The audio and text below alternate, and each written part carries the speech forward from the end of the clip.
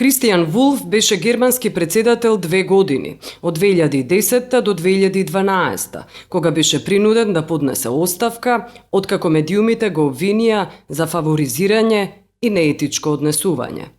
Тој е досега најголемиот скандал на висок функционер во Германија, обвинет за корупција, иако целиот тек на историјата оди во друг правец. Не беше во прашање корупција, конечно тој беше ослободен од сите обвиненија за корупција од страна на регионалниот суд во Хановер. Но сепак Вулф после притисокот на јавноста на медиумите го направи потегот, се повлече од председателската функција. Во декември 2011 германските медиуми го обвинија Вулф дека го излажал собранието на Долна Саксонија во февруари 2010 за неговите врски со голем број на богати бизнисмени, додека бил премиер на Долна Саксонија. Da war ein Unternehmer, der gerne einen Film produzieren wollte und wollte dafür eine bestimmte Summe Geld haben, und dann wollte er, dass der Bundespräsident sich dafür einsetzt, dass er das Geld kriegt.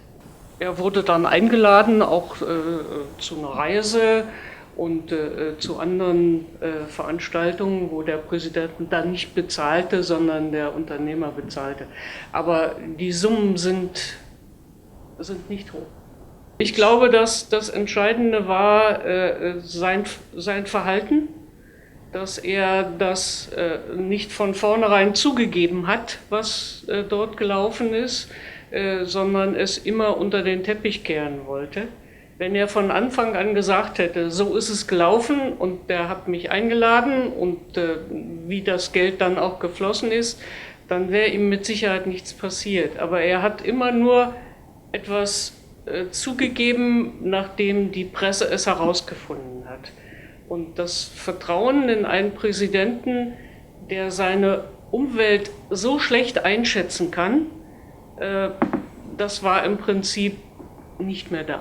Тогаш Вулф ја направи најголемата грешка, се обиде да влијае на известувањето на медиумите околу протекувањето информации за скандалот. Das ging einen geplanten Artikel über seine Frau, und da hat er den Journalisten angerufen und hat doch sehr massiv versucht, ihn zu beeinflussen, das nicht zu drucken.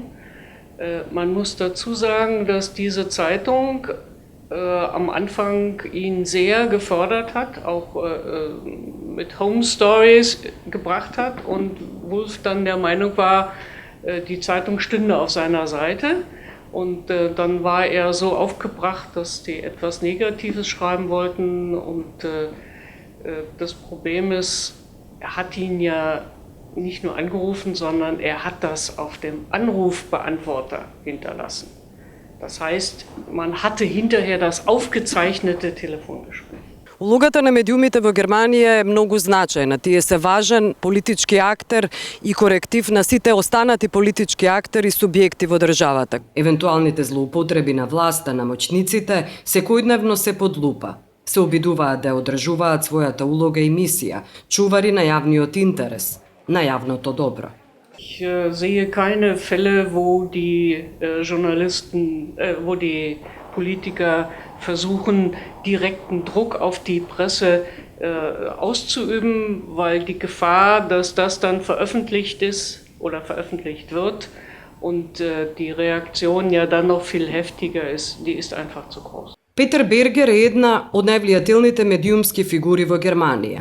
Истражувачките стории за корупција се негова специјалност, со кој се прославува и за кој има добивано награди низ годините.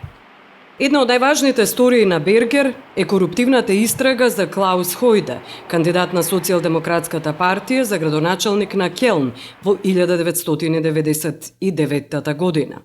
Пред да биде кандидиран за градоначалник, Хојде бил директор на градот. 2 месеци пред изборите се дознава дека имал инсайдерски договор за акции на бирзата од компанија за градежништво. Благодарение на информациите, тој ги продава своите акции пред да се објави официјално дека компанијата има сериозни финансиски проблеми. Не се работело за голема сума, околу 3000 марки во тоа време, но целиот скандал бил објавен во многу весници. The pressure was on him, you know. The journalist pressure, the pressure was he didn't no pressure to the journalists, but the other way around, you know. He has no influence on it, you know. Wie soll das gehen? Also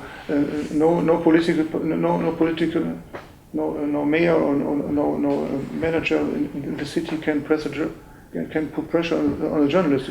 It doesn't work. I don't know if they try to get influence. I think maybe they, but this doesn't work. Сторијата на Бергер не само што ја промени историјата на Келн, туку и предизвика земјотрес на целата политичка сцена подоцна.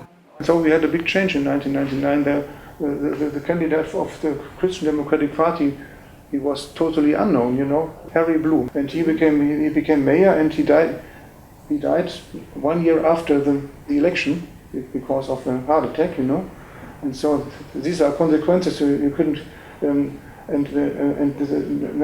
because the election system was changed in 1999, the mayors were elected for 5 years, you know.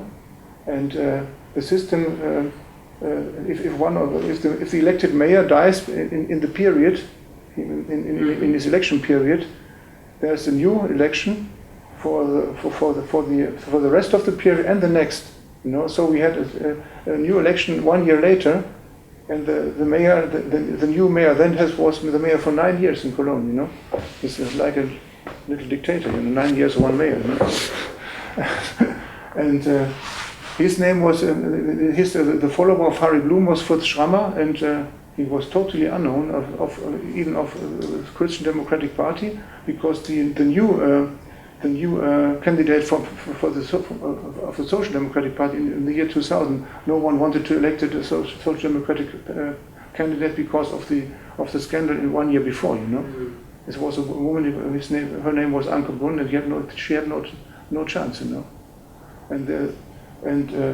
that had these. So you can see that one little case of corruption has a lot of consequences, you know. Како вели Бергер, во Германија не функционираат притисоци, закани, ниту пак политички и други влијанија кон новинарите. So it means that the owners of the newspapers, they're not connected No. very closely with the political leaders or parties or the other powerful subjects. There are some relationships, yeah, but of course, the newspapers are they have no they are not together with the political parties, you know, because we have, for example, the Cologne Stadtanzeiger, we have 250,000 readers every day, you know, and the Express has about 180,000, you know, and they're with all the political preferences, you know, there are people who sympathize with the Green Party, with the Social Democratic Party, with the Christian Democratic Party, or with some people are completely uninterested in politics, and so we have to make a paper and produce news for all the different interests, you know.